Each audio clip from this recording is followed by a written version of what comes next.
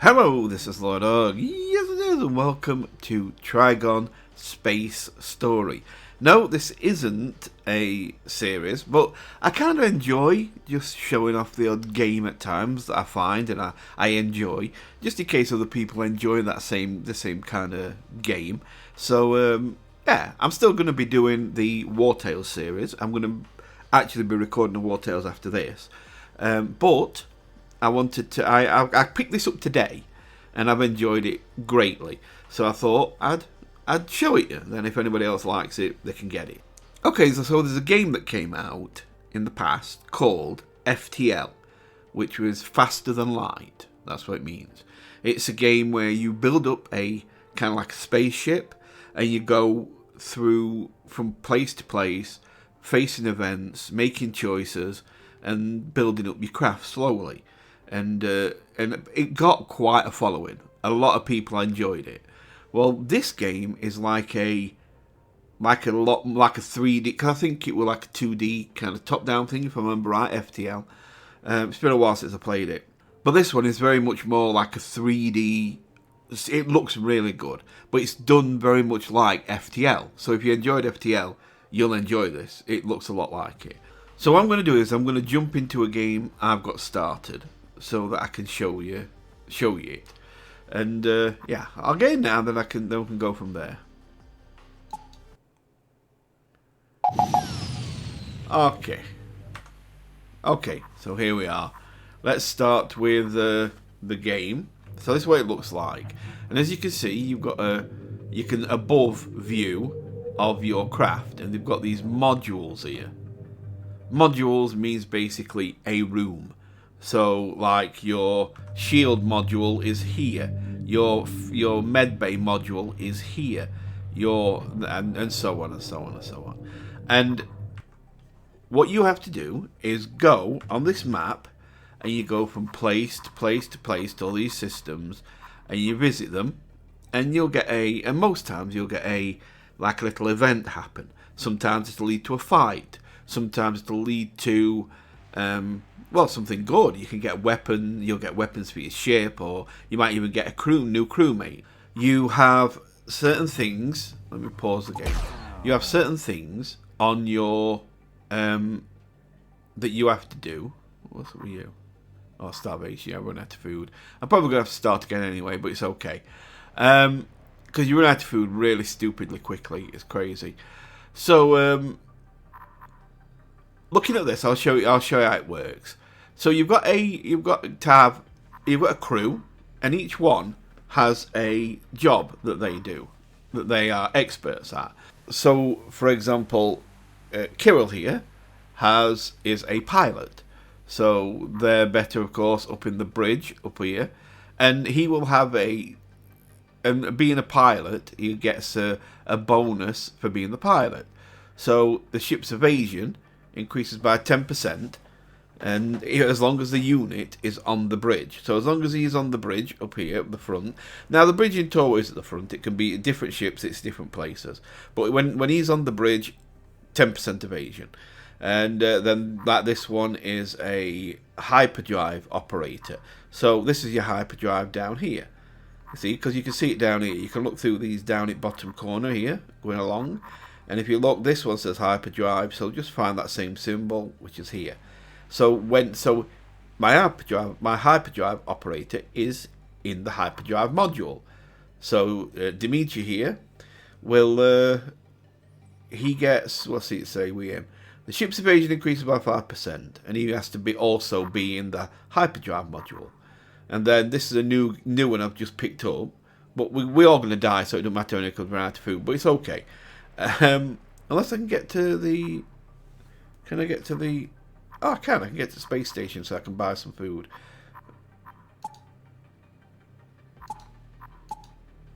Wait there, 1 sec. Will you not jump? Why will you not jump? Oh, I'm already there. That's why. Okay.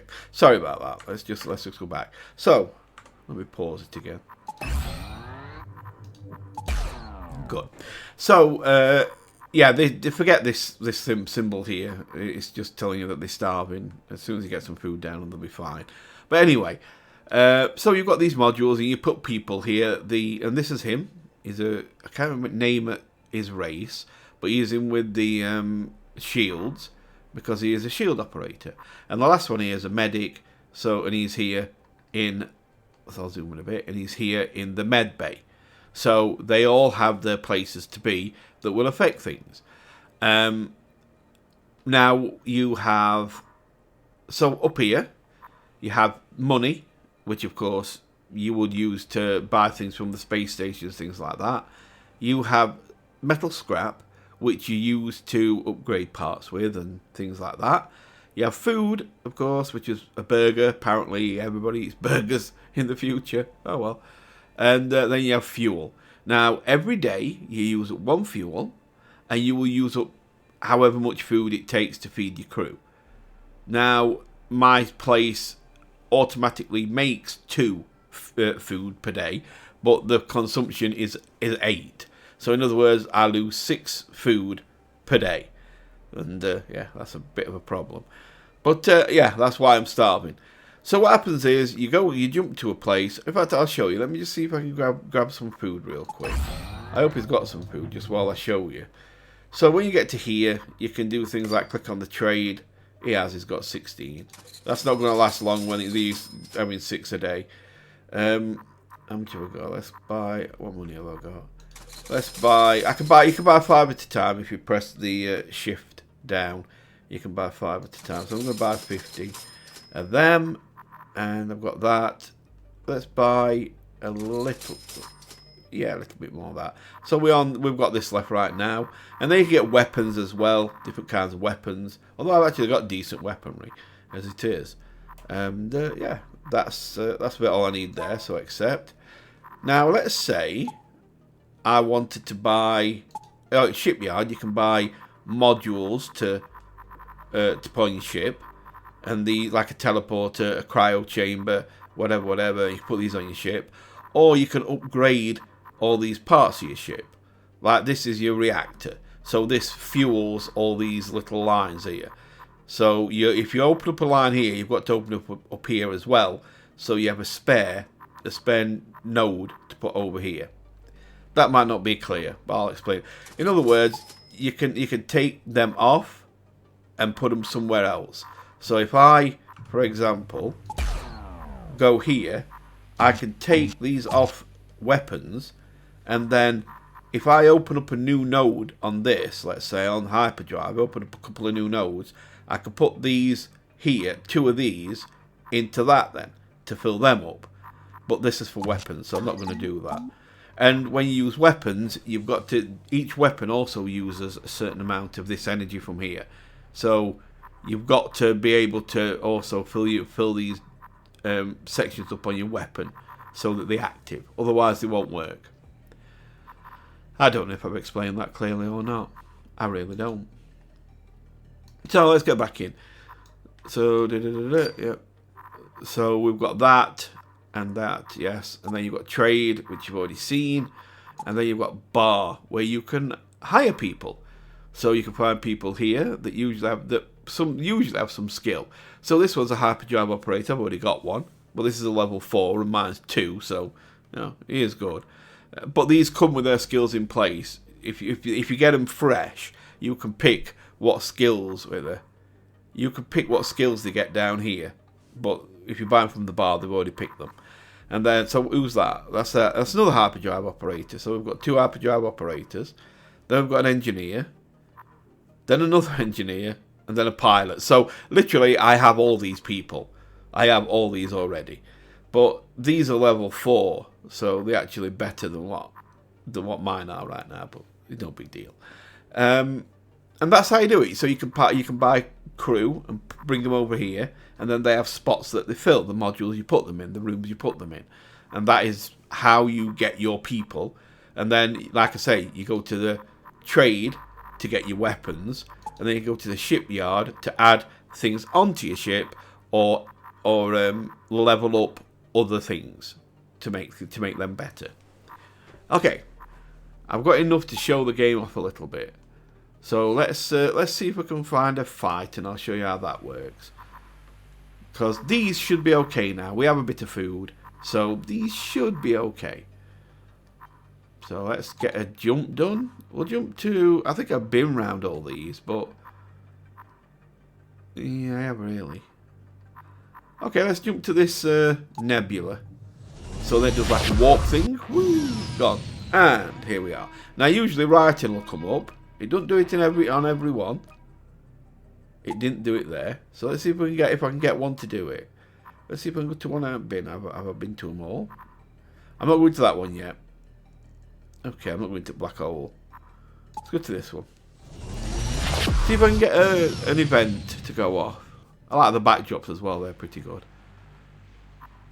No, doesn't seem to want to. The problem with this is what's happening right now is it still uses food every jump. So, you know, where to food again now.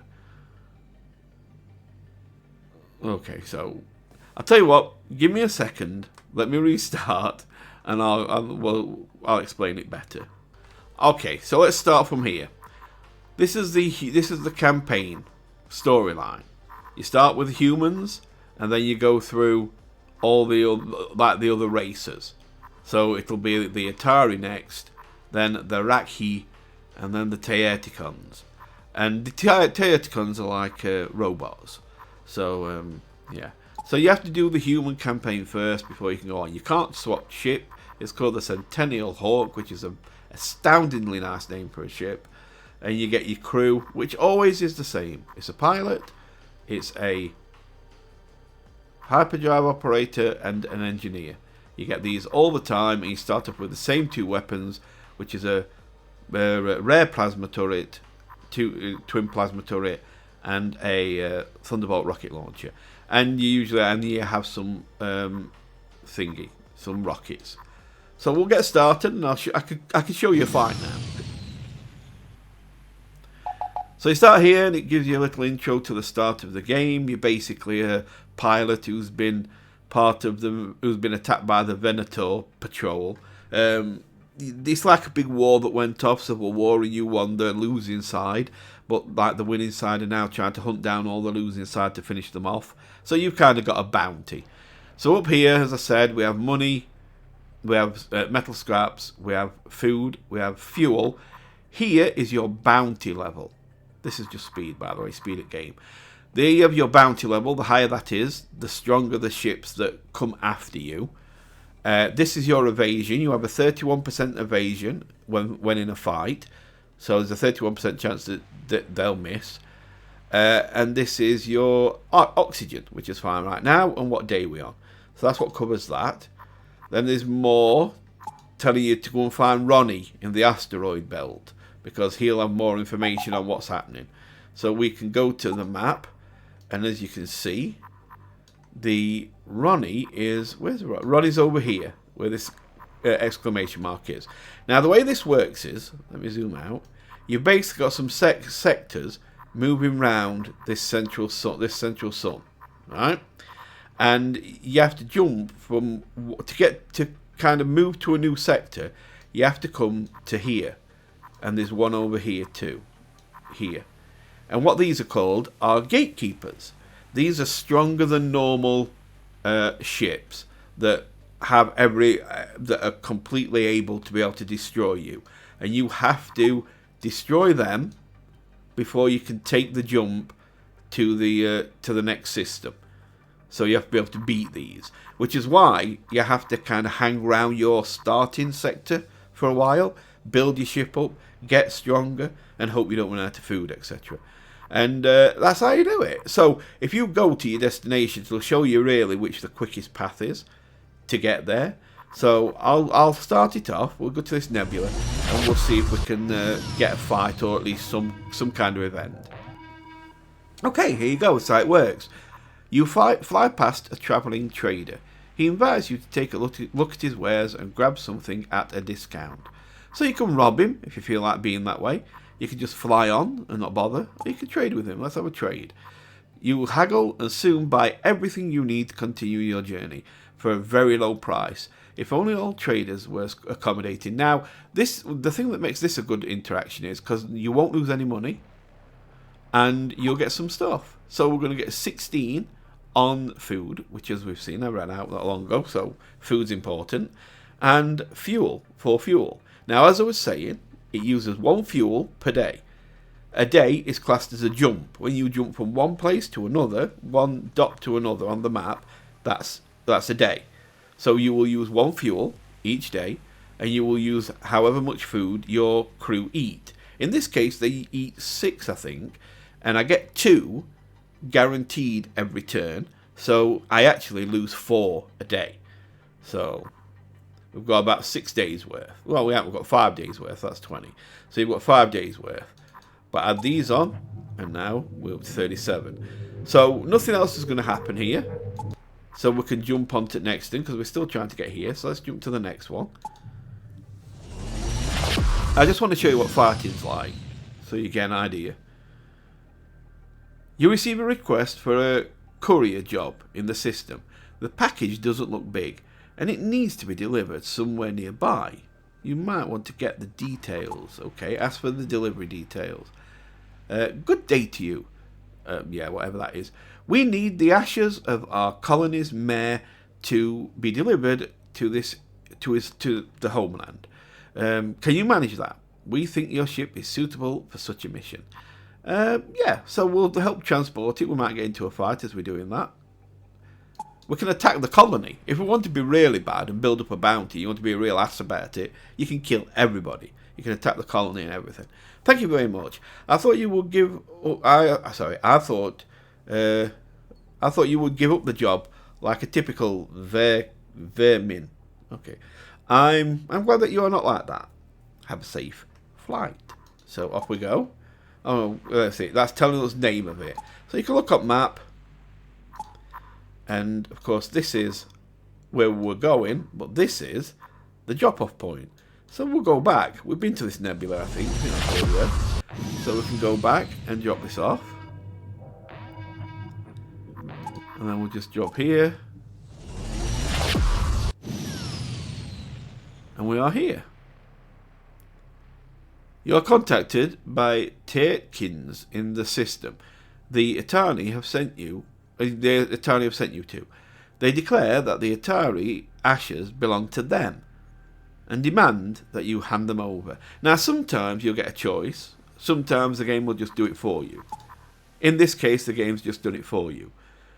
You send the ashes to the Tairkins. So, in other words, you didn't even get a choice to say no to them. So you send them over, and they, and you find out that you're actually smuggling something. It's actually stuff that's been smuggled. And it was meant for the Tairkins. And so they're happy, and they offered to share their technology with you. So what they shared was some drone replicants and a laser cutter.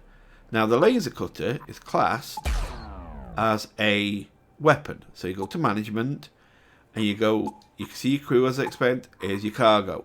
So we take the laser cutter and we put it in here. Now you can see a rundown of the weapons.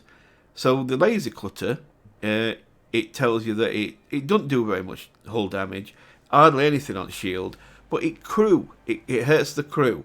15 damage on the crew, which is decent.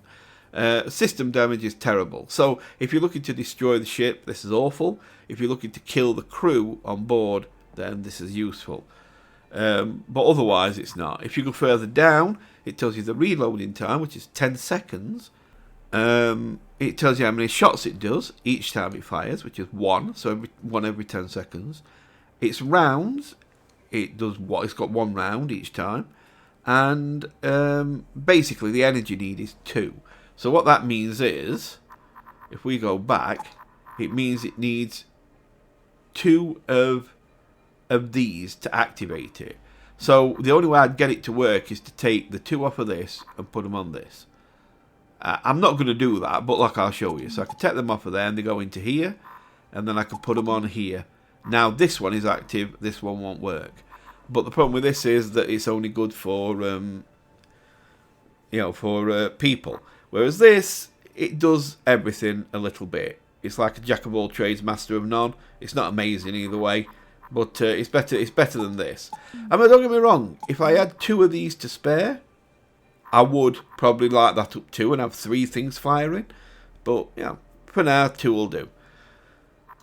So let's now make our way back up here, and then if we can get into one fight, then I can stop the game. I just wanted to show you how it looks. I mean, it's a very interesting thing, honestly.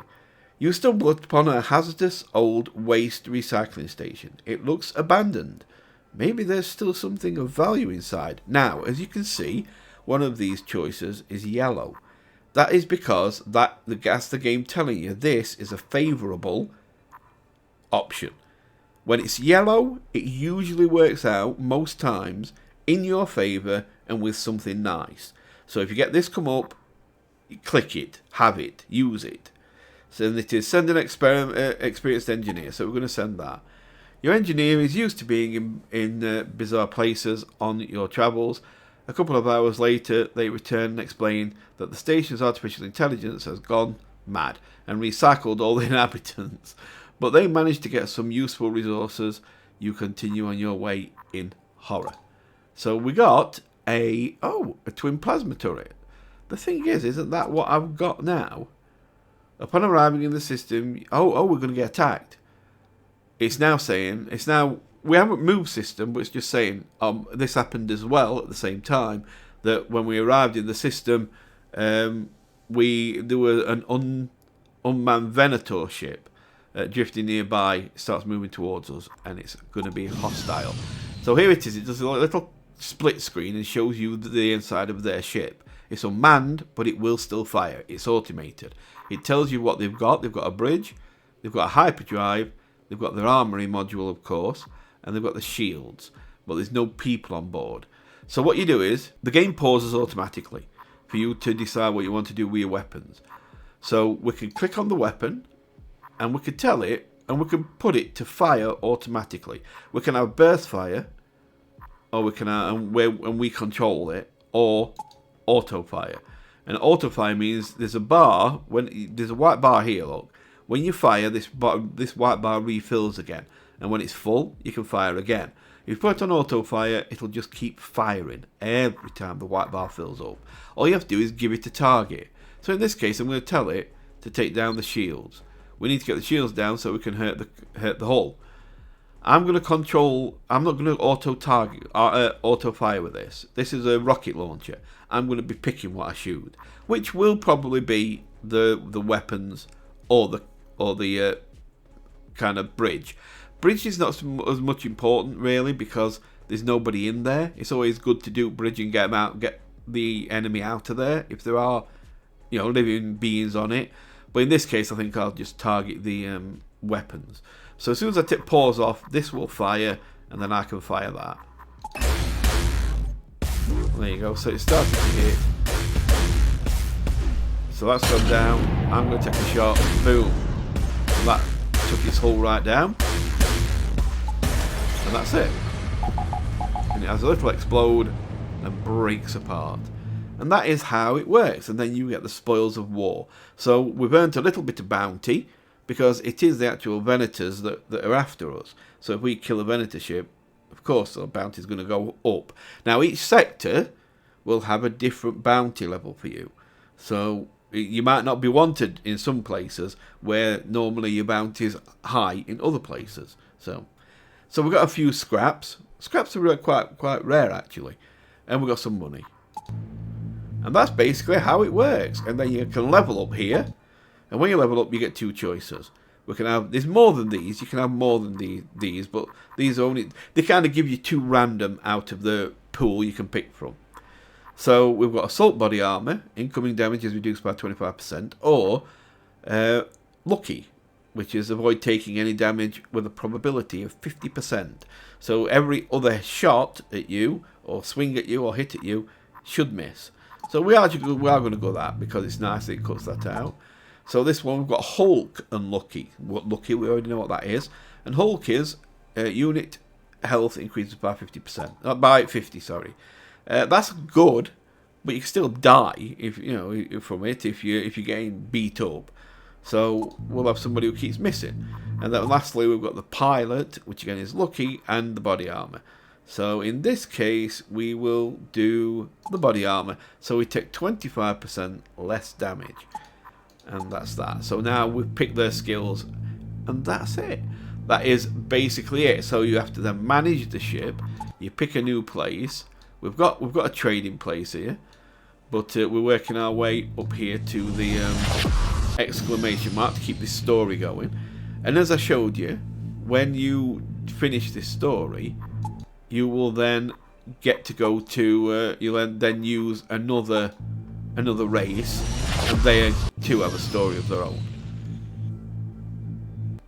Here we are. You accidentally happen upon some pirate carvings. Oh, sorry. You accidentally happen upon some pirates carving up their loot, stolen from local colonies and stations. They are quarrelling about how to divvy up their bounty, and ask you. Oh, they're going to ask me. Ask you as an experienced Do you think I'm a Venator? They ask you as an experienced Venator to decide how it should be divided up. Be careful how you choose, so I can divide the loot equally, or the captain gets more and the crews get less. Now, I know which one they want me to do, and I'm going to do it. So the captain would want more. He's going to be happy. You explain to the crews that the captain plays an important role on any ship. A couple of cautionary tales about captains and a little bit of persuasion are all you need to stand your ground. The captains are rewarded, which means your share increases accordingly. Yo ho ho. So we get more because the captains are happy that we got them more. So we end up with, oh, we've got a gun. We've got a heavy EMP blaster, which of course does very little damage to like hulls and that, but is amazing if you can shoot it at their shield and basically just wipe their shield out in one go because of an EMP, which is beautiful. But of course the thing is, because it's a because it's a heavy EMP, it means it takes up a lot of energy. So whereas this takes up 2 to use, and this takes up 1, I think that blaster takes up 3. So, you know. And of course, an EMP blaster is no good on its own, because you need a gun that does damage to the hulls and that, and this doesn't do it. So you'd use it in conjunction with others. So here we are again, unmanned, and it's got 3 modules this time, which is a bridge, a hyperdrive, and an armory. So it's got no shield, but it has got 25% evasion. So what we're going to do is we're just going to go straight for, because it's got a shield, we'll go straight for the bridge where the captain is. I don't think I'm going to shoot much with this. I'm going to try and save the rockets for something more important, but we'll just get going and let that blow them up.